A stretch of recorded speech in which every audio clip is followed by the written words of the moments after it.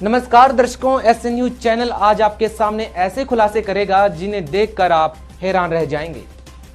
First India news channel पर चल रही डिबेट में शिवलिंग को लेकर के जो बहस चल रही है वो अब एक ऐसे पड़ाव पर है जहां पहले विजेंद्र सोलंकी जी पुस्तक को फाड़कर अपना गुस्सा जाहिर कर रहे थे, अब उनके दिल में ये भावना उत्पन्न हो गई है कि इसमें शिवलिंग की तस्वीर है, कबीर साहिब की फोटो है और शास्त्रों का उल्लेख है और शास्त्रों के आधार पर इस पुस्तक में ज्ञान दिया गया है। उन्होंने ये भी माना कि लाखों लोग संत रामपाल जी महाराज द्वारा दिए जा रहे ज्ञान को सही मानते हैं। शिवलिंग की व्याख्या को जो संत रामपाल जी महाराज ने शास्त्रों से लेकर के बताया है वो बिल्कुल सही है, लेकिन विजेंद्र सोलंकी जी और उनके पैनल में मौजूद अतिथिगण अभी इस बात को स्वीकार नहीं कर पा रहे। शिवलिंग भगवान का गुप्तांग ही है, ये आज हम आपके सामने शास्त्रों से प्रमाण करेंगे और दिखाएंगे, तब आपको कहीं ना कहीं ये यकीन जरूर होगा कि संत रामपाल जी महाराज जो भी ज्ञान दे रहे हैं वो शास्त्रों के आधार पर दे रहे हैं। चलिए आज आपको प्रमाण दिखाएंगे कि शिवलिंग भगवान शिव का गुप्तांग ही है और ये प्रमाण देख करके आप हैरान रह जाएंगे। देखिए शिव महापुराण कोटि रुद्र संहिता अध्याय 12 से संत रामपाल जी महाराज ने क्या प्रमाण दिखाया है, देखिए। श्री शिव महापुराण विद्यावारिधि पंडित ज्वाला प्रसाद जी मिश्र कृत हिंदी टीका सहित खेमरा श्री कृष्णदास प्रकाशन मुंबई। आप व्यास जी के प्रसाद से सब वस्तु को जानते हैं, आपको कुछ अज्ञात नहीं है। इस कारण हम आपसे पूछते हैं, संसार में उन लिंगों की पूजा होती है जो आपने पहले बताए, सो उसका कारण वही है, क्या और कोई इसका कारण है? हे सूत जी, लोक में शिव की प्रिया पार्वती जो बाण रूपा कही है, सो इसका क्या कारण है? आपने जैसा सुना है वैसा कहो। सूत जी बोले, हे ब्राह्मणों, हे श्रेष्ठ ऋषियों, मैंने व्यास जी से जो कल्प भेद की कथा सुनी है उसी को आज तुमसे कहता हूँ, सो सुनो। पहले दारुवन में ब्राह्मणों का जो वृतांत हुआ सो अब अच्छी प्रकार सुनो, जैसे मैंने सुना है वैसा कहता हूँ। है ऋषिस्तम, जहाँ दारू नामक श्रेष्ठ वन है, तहाँ नित्य शिव के ध्यान में तत्पर हुए शिव भगत ऋषिगण रहते थे। वे मुनीश्वर तीनों लोकों में निरंतर शिव जी का पूजन करते तथा अनेक प्रकार के स्तोत्रों से स्तुति करते थे। वे शिव जी के ध्यान में परायण शैव द्विज ऋषिगण समाधियों को लेके निमित्त कभी दारुवन में आए।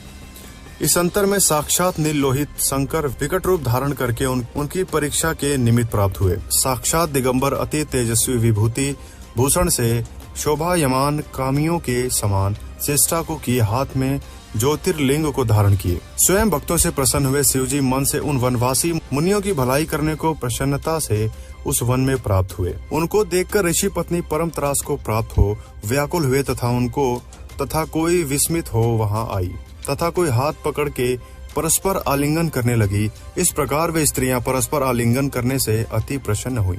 इसी अवसर में वे श्रेष्ठ ऋषि भी आ गए। उनके विरुद्ध रूप को देखकर वे दुखी तथा क्रोध से व्याकुल हुए। उस समय दुखित हुए शिव जी माया से मोहित हो वे ऋषि आपस में बोले कि यह कौन है, यह कौन है, इस प्रकार कहने लगे। जिस समय वह अवधूत दिगंबर कुछ न बोले तो वे परम ऋषि उन भयंकर पुरुष से कहने लगे, तुम वेद मार्ग को लोप करने वाले विरुद्ध कार्य को करते हो, इस कारण तुम्हारा यह लिंग भूमि पर गिर पड़े। सूत जी बोले, ऐसा उन ऋषियों के कहने पर उन अद्भुत रूपधारी शिव का वह लिंग उसी क्षण गिर पड़ा और वह लिंग आगे स्थित हुआ अग्नि के समान जलने लगा और जहाँ जहाँ वह जाता तहाँ तहाँ जलता था। वह लिंग पाताल में स्वर्ग लोक में भी उसी प्रकार प्रज्वलित हो भ्रमण करने लगा, कहीं पर भी स्थिर न हुआ। संपूर्ण लोक व्याकुल हुए तथा वे ऋषि दुखित हुए। कोई देवता तथा ऋषि कल्याण को नहीं प्राप्त हुए। जिन्होंने शिव जी को नहीं जाना वे संपूर्ण देवर्षि दुखित हुए, परस्पर मिलकर तत्काल ब्रह्मा की शरण में गए। वहां जाकर वे सब ऋषि आदि ब्रह्मा को नमस्कार कर तथा उनकी स्तुति करके सृष्टि करने वाले ब्रह्मा जी से वह वृतांत कहने लगे। ब्रह्मा जी उनके वचन को सुन के शिव जी माया से मोहित हुए। ऋषि श्रेष्ठों को जानकर शिव जी को प्रणाम कर उनसे बोले। ब्रह्मा जी बोले, हे ब्राह्मणों, जानने वाले भी आप लोग ऐसे निंदित काम को करते हैं। यदि बिना जानने वाले ऐसा करें तो कोई कहने की बात नहीं है। इस प्रकार शिव देव से विरोध करके कौन पुरुष अपनी कुशलता चाहता है? जो मनुष्य मध्याह्न समय में प्राप्त हुए अध्यांगत का सत्कार नहीं करता है तो वह अतिथि उसके पुण्य को लेकर तथा उसे अपने पापों को देकर लौट जाता है। यदि साक्षात शिव जी आवे तो फिर क्या है? मैं तुमसे यह सत्य कहता हूँ कि जब तक तीनों लोकों में यह शुभ लिंग कहीं स्थिर नहीं होता है, तब तक आप ऐसे उपाय करें कि जिससे इस लोक में स्वास्थ्य हो। हे ऋषियों, शिव के ज्योतिर्लिंग को मन से ध्यान से करो। सुत जी बोले, इस प्रकार कहे हुए ये ऋषि ब्रह्मा जी से बोले, हे ब्राह्मण, अब हमको क्या करना उचित है, सो आप आज्ञा करो। उन मुनीश्वरों के ऐसा कहने पर वह सब लोकों के पितामह ब्रह्मा जी उस समय उन ऋषियों से स्वयं बोले। ब्रह्मा जी बोले, हे देवताओं, देवी पार्वती की आराधना करके पश्चात शिव जी की प्रार्थना करो। यदि पार्वती साक्षात योनि रूपा हो जाए तो ज्योतिर्लिंग स्थिरता को प्राप्त हो। हे ऋषिस्तम, मैं उस विधि को उस समय कहता हूँ, आप सब सुने और इसी विधि को करो, तब वह पार्वती जी प्रसन्न होंगी। एक गढ़ को स्थापन करके उत्तम 8 दल करके दुर्वा जो के अंकुरों सहित उसमें तीर्थों के जल को भरो। तत्पश्चात वेद मंत्रों से उस कलश को सेचन कर शास्त्रोक्त विधि से शिव का स्मरण करने से उसकी पूजा करो। शतरुद्रीय मंत्रों से उस कलश के जल से उस लिंग को स्नान कराए। उक्त मंत्रों से मार्जन करके शांति को प्राप्त हो। फिर योनि रूप वाली गिरिजा तथा बाण को स्थापन कर वहां उसी लिंग का स्थापन और मार्जन करो और सुगंध तथा चंदनों से पुष्प, धूल, दीप, नैवेद्य आदि पूजा से परमेश्वर शिव को संतुष्ट करो। प्रणाम तथा पुण्य स्तुतियों से, बाजे गानों से धूम कर मंगलाचरण करो। तत्पश्चात जय का उच्चारण कर यह प्रार्थना करो कि हे देवेश, हे संसार को प्रसन्न करने वाले, आप प्रसन्न हो। आप संसार के कर्ता हैं तथा पालन करने वाले हैं। आप ही अविनाशी हैं, संहार करने वाले हैं। हे महेश्वर, आप संसार के आदि हैं तथा जगत के उत्पन्न करने वाले, संसार के अंतर्यामी हैं। आप शांत हो तथा संपूर्ण लोकों को पालन करो। इस विधि के करने पर निसंदेह स्वास्थ्य होगा। तीनों लोकों में विकार यानी उत्पात न होगा, किंतु सुख होगा। सुत जी बोले, ऐसा सुनकर वे देवता तथा ऋषि ब्रह्मा जी को प्रणाम करके सब लोकों के सुख की इच्छा से उन शिवजी की शरण को प्राप्त हुए। उस समय परम भक्ति से पूजित और सत्कार किए हुए शिवजी अति प्रसन्न होकर उन ऋषियों से बोले। महादेव जी बोले, हे संपूर्ण देवताओं, हे ऋषियों, आप सब मेरे वचन को आदर से सुनो। यदि मेरा ज्योतिर्लिंग योनि रूप में धारण किया जाए तो सुख होगा। बिना पार्वती की और कोई मेरे ज्योतिर्लिंग को धारण करने को समर्थ नहीं है। उन देवी पार्वती जी से धारण किया हुआ मेरा लिंग शीघ्र ही शांति को प्राप्त होगा। सुत जी बोले, हे मुनीश्वरों, यह सुनकर देवता तथा ऋषियों ने ब्रह्मा जी को ग्रहण कर उस समय पार्वती जी की प्रार्थना की। पार्वती जी तथा शिव जी को प्रसन्न करके पूर्वोक्त विधि के अनुसार श्रेष्ठ ज्योतिर्लिंग की स्थापना की। मंत्रों से कही हुई विधि के अनुसार देवता तथा ऋषियों ने अपने धर्म के हेतु पार्वती तथा शिवजी को प्रसन्न किया। ब्रह्मा, विष्णु तथा सब देवर्षि, त्रिलोकों के चर अचर सहित सबों ने शिवजी की विशेष पूजा की। उस समय शिवजी प्रसन्न हुए और जगत की माता पार्वती जी संतुष्ट हुई और उन्होंने उस रूप से उस लिंग को धारण किया। उस योनि रूप पार्वती में लिंग के स्थापित होने पर उस समय बड़ा आनंद होने लगा। हे द्विजो, वह ज्योतिर्लिंग तीनों लोगों में प्रसिद्ध हो गया। वे पार्वती तथा शिवजी प्रतिमा हाट के नाम से प्रसिद्ध हुई।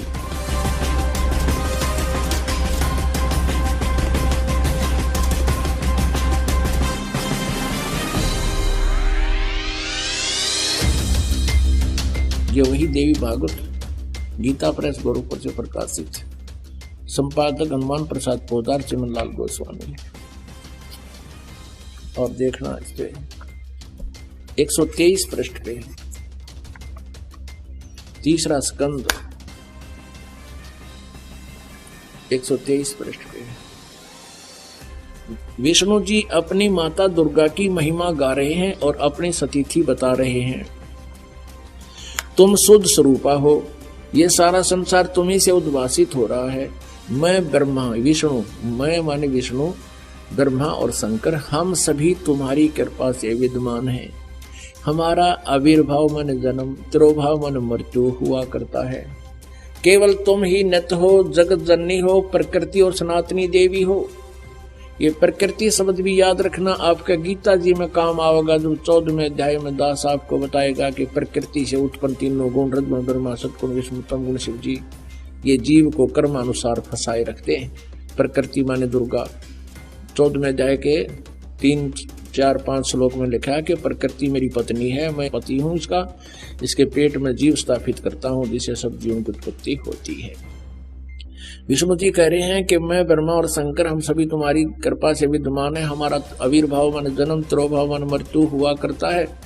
केवल तुम ही नित्य हो, जगत जननी हो, प्रकृति हो, सनातनी देवी हो। इसी का समर्थन भगवान शंकर कहते हैं। भगवान शंकर बोले, देवी यदि महाभाग विष्णु तुम्ही से प्रकट हुए हैं यानी उत्पन्न हुए हैं, तो उनके बाद उत्पन्न होने वाले ब्रह्मा भी तुम्हारे ही बालक हुए। फिर मैं तुमको लीला करने वाला शंकर क्या तुम्हारी संतान नहीं हुआ? इति सिद्धम के ब्रह्मा विष्णु महेश नासवान है, दुर्गा इनकी माता है। मुझे भी उत्पन्न करने वाली तुम ही हो शिवे। संपूर्ण संसार की सृष्टि करने में तुम बड़ी चतुर हो। इस संसार की सृष्टि, स्थिति और संहार में तुम्हारे गुण सदा समर्थ हैं। उन्हीं तीनों गुणों से उत्पन्न हम ब्रह्मा विष्णु एवं शंकर नियमा अनुसार कार्य में तत्पर रहते हैं। इससे सिद्ध हो गया रजगुण ब्रह्मा, सतगुण विष्णु, तमगुण शिव जी। और ये केवल नियमित काम कर सकते हैं, जैसा वर्क डन, इसमें कोई परिवर्तन ये नहीं कर सकते। इस पवित्र पुराण के इन चंद पंक्तियों ने ये स्पष्ट कर दिया, 4 कंसेप्ट क्लियर कर दिए। एक तो ये है कि ब्रह्मा विष्णु महेश नासवान, इनकी जन्म मृत्यु होती है। दूसरा ये हो गया कि दुर्गा इनकी माता है। तीसरा ये हो गया कि रजगुण ब्रह्मा, सतगुण विष्णु, तमगुण शिव जी। और चौथा ये हो गया कि ये केवल जैसा जिसने कर्म किया है उतना ही आपको दे सकते हैं, उसमें कोई परिवर्तन नहीं कर सकते। ये पाप नाश नहीं कर सकते, प्रारब्ध में परिवर्तन नहीं कर सकते। तो विजेंद्र सोलंकी जी और शैलेंद्र शास्त्री जी, देखा आपने, हमारे शास्त्र तो साफ साफ बयान कर रहे हैं कि शिवलिंग भगवान का गुप्तांग है। अब आपकी अज्ञानता पर बड़ी हैरानी हो रही है। लंबे लंबे तिलक लगाए, भगवा वस्त्र पहने आप बैठे हैं, संस्कृत में प्रवचन करने लगते हैं और अपने धर्म का आपको कै तक नहीं पता। कबीर साहिब का दोहा याद आता है कि कंठी माला सुमरनी पहने से क्या होए, ऊपर ढूंढा साध का तुमने अंतर रखा खोए। अंतर आत्मा तो आपकी मलिन हो चुकी है इस अहंकार में कि एक साधारण किसान परिवार में जन्म लेने वाले संत रामपाल जी महाराज कैसे शास्त्रों का ज्ञान बता सकते हैं। कैसे उन्हें ये इतनी नॉलेज हो सकती है जो आज तक बड़े बड़े तथाकथित विद्वान नहीं बता पाए। कैसे उनको हम तत्वदर्शी संत मान सकते हैं, कैसे उनके ज्ञान को स्वीकार कर सकते हैं। कौशलेंद्र शास्त्री जी, अब जमाना बदल चुका है, लोग शिक्षित हो चुके हैं। चंद संस्कृत की लाइन बोल करके आप ये साबित करना चाहते हैं कि आप विद्वान हैं। विद्वान और अविद्वान की परिभाषा भी यजुर्वेद अध्याय नंबर 40 के मंत्र नंबर 8 में बताई गई है कि कौन विद्वान है और कौन अविद्वान है। लेकिन आप कैसे समझेंगे इन बातों को? इन बातों को समझने के लिए एक तत्वदर्शी संत का होना बेहद जरूरी है, जो कि आप नहीं हैं। संत रामपाल जी महाराज इस पृथ्वी पर एकमात्र ऐसे संत हैं जो कि शास्त्रों के आधार पर भक्ति बता रहे हैं और एकमात्र तत्वदर्शी संत हैं। अब आप इस पुस्तक को देखिए जिस पर 3 बार मुकदमा दर्ज हो चुका है और तीनों बार ये बरी हुए हैं। शिवलिंग और लिंगी को क्लियर शब्दों में लिखा है। देखिए कौशलेंद्र शास्त्री जी।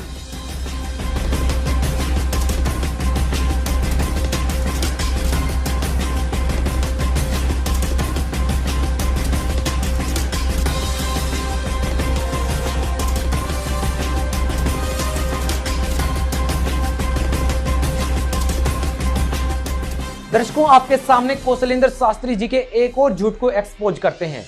कौशलेंद्र शास्त्री जी ने डिबेट के दौरान कहा था कि चलिए मान लेते हैं कि शिवलिंग भगवान का गुप्तांग है, लेकिन ऐसा कोई आकार नहीं है कि जिसे ये कहा जाए कि शिवलिंग जो है वो भगवान शिव का गुप्तांग है। पहले आपको कौशलेंद्र शास्त्री जी की ये वीडियो दिखाते हैं जिससे आपको सब कुछ क्लियर हो जाएगा। देखिए ये वीडियो। और यदि 1 मिनट के लिए उनकी बात को हम मान लेते हैं, वो कह रहे हैं कि साहब ये तो पुरुष जननेंद्रिय है। अरे पुरुष जननेंद्रिय है तो उसमें जननेंद्रिय की कोई आकृति नहीं है। वह जो शिवलिंग है उस शिवलिंग की किसी प्रकार की आकृति नहीं है, वह लिंगाकृति को प्राप्त नहीं है। वह लिंग शब्द का अर्थ क्या है? प्रारूप। लिंग शब्द का क्या तात्पर्य? चिन्ह। सोलंकी जी एक तरफ हम और चलते हैं। हमारे यहाँ लिंग शरीर कहते हैं। लिंग शरीर का क्या तात्पर्य है? यदि थोड़ा सा वेदांत तो पढ़ लिया होता रामपाल जी ने, जगत गुरु शंकराचार्य जी का, तो वह सूक्ष्म शरीर को लिंग कहते हैं, लिंग शरीर कहते हैं। लिंग शरीर और स्थूल शरीर 2 शरीर होते हैं वेदांत में। कौशलेंद्र शास्त्री जी, अब आपको मथुरा के इस म्यूजियम में रखे इस शिवलिंग को देख लेना चाहिए। और अब आप सोच करके बताइए, देख करके बताइए कि क्या ये जो गुप्तांग है, इसका जो आकार है, वो आपको क्या सोचने पर मजबूर करता है। और क्या आप सोच रहे हैं, क्या ये भगवान शिव का गुप्तांग नहीं है? क्या ये आकार नहीं है भगवान शिव के गुप्तांग का? थोड़ी बहुत शर्म आपको आनी चाहिए कि कैसे लाखों वर्षों से चली आ रही पूजा को आप एक झटके में नकार रहे हैं कि भगवान जो शिवलिंग है वो भगवान का गुप्तांग नहीं है। बड़ी हैरानी होती है आप लोग जो कि तथाकथित विद्वान बनकर के पैनल में बैठे हैं और जनता को ज्ञान बांट रहे हैं। तो दर्शकों, हम आपके सामने कौशलेंद्र शास्त्री के एक और झूठ का पर्दाफाश करने वाले हैं। सबसे पहले आपको एक क्लिप दिखा देते हैं, पहले ये क्लिप देख लीजिएगा, उसके बाद हम आपको एक्सपोज वीडियो भी दिखाएंगे। जी हाँ, ये देखिए कौशलेंद्र शास्त्री की ये वीडियो। कौशलेंद्र दास जी, मैं उम्मीद करूंगा कि सर संस्कृत के जिन शब्दों को लेकर हम व्याख्यान कर रहे हैं उसको आप आगे बढ़ाएं। जी देखिए, जिस तरह की बात उन लोगों ने कही है वो न केवल अस्वीकार्य है बल्कि हास्यास्पद भी है। मैं भी बता रहा था कि वामन शिवराम आप्टे का जो संस्कृत शब्दकोश है वह सर्वाधिक प्रामाणिक शब्दकोश है और मैं उसको पढ़ रहा हूँ। वहां लिंग शब्द का क्या अर्थ है वो आप देखिए। वे लिख रहे हैं निशान, चिन्ह, निशानी, प्रारूप, बिल्ला, प्रतीक, विभेदक, चिन्ह, लक्षण। ये देखिए, ये अब ये वही नहीं लिख रहे हैं, महाकवि कालिदास अपने रघुवंश में प्रयोग कर रहे हैं, यति पार्थिव लिंग धारिणौ। एक बात, मोनियर विलियम्स ने 1851 में जो इंग्लिश संस्कृत डिक्शनरी कंपाइल करी उसमें जो लिंग शब्द का अर्थ मोनियर विलियम्स लिख रहे हैं वो लिख रहे हैं ए mark, a sport, A sign, A token, A beige. अब आप देखिए, ऐसा नहीं है कि इस शब्द को लिंगी शब्द की हमारे यहाँ इतनी चर्चा है सोलंकी जी कि मुझे जानकर क्या आश्चर्य हो रहा। दर्शकों, सबसे पहले हमने सोचा कि कल डिबेट के दौरान कौशलेंद्र शास्त्री जी जिस लिंग शब्द की व्याख्या कर रहे हैं और टीवी पर जो दिखाया जा रहा है वो शायद गलती से एडिटर ने कुछ और दिखा दिया। लेकिन अब हमें पता चलता है जब हमने वामन शिवराम आप्टे के संस्कृत और हिंदी शब्दकोश को खंगाला और जो सच्चाई निकलकर सामने आई तो कौशलेंद्र शास्त्री के एक और चालाकी का पर्दाफाश हुआ कि वो जानबूझकर वो संस्कृत हिंदी शब्दकोश नहीं दिखाना चाहते थे, क्योंकि वो जो सच छिपाना चाहते थे वो आज आपके सामने ऐसे न्यूज रखने जा रहा है। देखिए, वामन शिवराम आप्टे के संस्कृत हिंदी शब्दकोश में लिंग शब्द का क्या अर्थ लिखा है। दोस्तों, ये है वामन शिवराम आप्टे के द्वारा लिखित संस्कृत हिंदी शब्दकोश, जिसमें यहाँ आप जो देख रहे हैं वो लिंग शब्द लिखा हुआ है और इसका अर्थ क्या होता है ये देख लीजिए। इसका अर्थ होता है चिन्ह, प्रतीक, वेश, मिथ्या चिन्ह, लक्षण, रोग के चिन्ह, प्रमाण, प्रमाण के साधन, लक्षण, कारण, निमित्त, लिंग चिन्ह। और ये जो आप देख रहे हैं ये है योनि, पुरुष की जनेंद्रिय, शिशन और स्त्री या पुरुष का बोध कराने वाला चिन्ह। ये देखिए आप, ये है लिंग शब्द का अर्थ, जो कि कौशलेंद्र शास्त्री जी बार बार कह रहे थे कि लिंग शब्द का अर्थ पुरुष की जनेंद्रिय नहीं होता। और यहाँ पर ये साफ साफ लिखा है जिसका वास्तविक अर्थ पुरुष की जनेंद्रिय से है, यानी कि स्त्री या पुरुष का बोध कराने वाला चिन्ह, पुरुष की जनेंद्रिय, शिशन। तो दर्शकों, देखा आपने, कौशलेंद्र शास्त्री जी लिंग शब्द के केवल वही अर्थ आपको बता रहे हैं जो वो बताना चाहते हैं। उसके नीचे क्या लिखा है वो आप सभी से छिपा दिया। यहाँ पर साफ साफ लिखा हुआ है कि लिंग शब्द का अर्थ योनि होता है, पुरुष की जनेंद्रिय होता है और पुरुष और स्त्री का बोध करवाने वाला चिन्ह होता है। तो यहाँ पर संत रामपाल जी महाराज का जो ज्ञान है वो बिल्कुल यथार्थ है और ये सच्चाई निकल करके सामने आती है कि जो शिवलिंग जो है वो भगवान शिव का गुप्तांग है।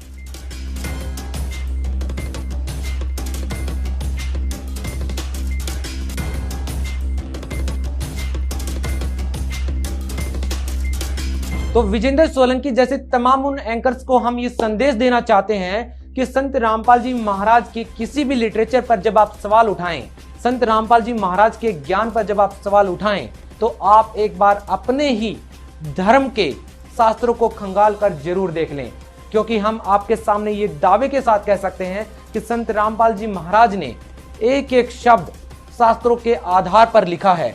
जी हाँ, संत रामपाल जी महाराज ही सनातन हिंदू धर्म के असली रक्षक हैं और असली ज्ञाता हैं। संत रामपाल जी महाराज ही हर उस शास्त्रों का गहन अध्ययन करके हमें वो गूढ़ रहस्य बताते हैं जो आज तक किसी भी तथाकथित संत ने हमें नहीं बताए। चाहे वो बाइबल है, चाहे वो कुरान शरीफ है, चाहे हमारे पवित्र चारों वेद हैं, चाहे गीता जी हैं, हर एक शास्त्र को संत रामपाल जी महाराज ने गहनता के साथ अध्ययन किया है और तब जाकर के हमारे सामने जो पुस्तकें आती हैं वो उन शास्त्रों का सार है, निचोड़ है, ताकि संक्षिप्त में आपको अपने धर्म की जो जानकारी है वो मिल सके, आपको यथार्थ वो मंत्र मिल सके जिन मंत्रों के करने से साधक को लाभ होते हैं। आप उन षड्यंत्रकारी लोगों से बचें क्योंकि वो नहीं चाहते कि भगत समाज सही भक्ति करे। कुछ लोग हैं जो संत रामपाल जी महाराज की छवि को बिगाड़ कर आपको ये संदेश देते हैं कि उनकी पुस्तकों को ही ना पढ़ें। आपको ये क्यों नहीं कहते कि उनकी पुस्तकों को पढ़ें और उसमें से निकालें उन बातों को जो संत रामपाल जी महाराज गलत बता रहे हैं। और ऐसे न्यूज चैनल आज ये दावा करता है कि हर एक उस सवाल का जवाब दिया जाएगा जो भी आप ऑब्जेक्शन संत रामपाल जी महाराज के ज्ञान पर करेंगे, क्योंकि संत रामपाल जी महाराज का ज्ञान 100% शास्त्रों के आधार पर है। यदि संत रामपाल जी महाराज के पुस्तकों पर पाबंदी लग रही है तो पाबंदी लगनी चाहिए हमारी भगवत गीता पर, जी हाँ, हमारे वेदों पर, हमारी कुरान शरीफ पर, हमारी बाइबल पर, क्योंकि इन सभी शास्त्रों का निचोड़ जो देते हैं वो संत रामपाल जी महाराज अपनी पुस्तकों में देते हैं। तो कुछ लोगों का ये षड्यंत्र है कि किसी भी तरह हम शास्त्रों के अनुसार भक्ति न करके उसी पाखंडवाद में उलझे रहें जिसको कि ब्राह्मणवाद कहा जाता था। जी हाँ, आपको पाखंडवाद का एक ऐसा शिकार बनाया जा रहा है जिससे आप कभी भी निकल ना पाए। इस चुंगल से निकलिए और सतभक्ति कीजिए, संत रामपाल जी महाराज का ज्ञान सुनिए ताकि आपको सही दिशा मिल सके, ताकि आपकी दशा बदल सके। दर्शकों, हम आपके सामने ये क्लियर करना चाहते हैं कि संत रामपाल जी महाराज का ये उद्देश्य कतई नहीं है कि किसी भी धर्म पर, किसी भी धर्म गुरु पर, किसी भी व्यक्ति की तौहीन की जाए, किसी भी व्यक्ति के बारे में वो अपमानजनक शब्द बोलें। संत रामपाल जी महाराज का उद्देश्य सिर्फ एक ही है कि शास्त्रों के अनुसार भक्ति की जाए, जो हमारे वेद, गीता जी, पुराण जो भक्ति विधि बता रहे हैं, जो शास्त्रों में लिखा है वो भक्ति भगत समाज करे। तो हमारा तमाम उन लोगों से अनुरोध है कि संत रामपाल जी महाराज के ज्ञान पर टीका टिप्पणी करने से पहले, कोई भी ऑब्जेक्शन करने से पहले आप अपने शास्त्रों को जरूर खंगाल लें, क्योंकि हमारे शास्त्रों में वो गूढ़ रहस्य छिपे हैं जो संत रामपाल जी महाराज अपनी किताबों के जरिए, अपनी पुस्तकों के जरिए आम भगत समाज तक पहुंचा रहे हैं। ऐसे न्यूज की इस खास पेशकश में इतना ही। आगे भी हम उन सभी सवालों के जवाब देंगे जो कि संत रामपाल जी महाराज के ज्ञान पर उंगली उठाएंगे। हर उस सवाल का माकूल जवाब दिया जाएगा, उसका पूरी की पूरी अध्ययन किया जाएगा, पूरा शास्त्रों का निचोड़ आपके सामने रखा जाएगा और संत रामपाल जी महाराज का ज्ञान आपको ये बताने में कामयाब होगा कि जो ज्ञान आप तक पहुंचा है वो आधा अधूरा है और जो सही जो ज्ञान है शास्त्रों के आधार पर केवल और केवल संत रामपाल जी महाराज दे रहे हैं। और अब ऐसे न्यूज चैनल तमाम उन तथाकथित धर्म गुरुओं से, कौशलेंद्र जैसे शास्त्रियों से और विजेंद्र सोलंकी जैसे तमाम उन एंकर से सवाल पूछना चाहता है जो बगैर सोचे समझे संत रामपाल जी महाराज पर सवाल उठाते हैं। हम आपसे जानना चाहते हैं, क्योंकि आपने ये ऑब्जेक्शन किया कि जो शिवलिंग है वो भगवान शिव का गुप्तांग नहीं है, इसलिए ऐसे न्यूज चैनल ये सवाल पूछना चाहता है कि पशुपतिनाथ मंदिर में किसकी पूजा होती है, किस भाग की पूजा होती है, और वहीं भारत के एक सुप्रसिद्ध मंदिर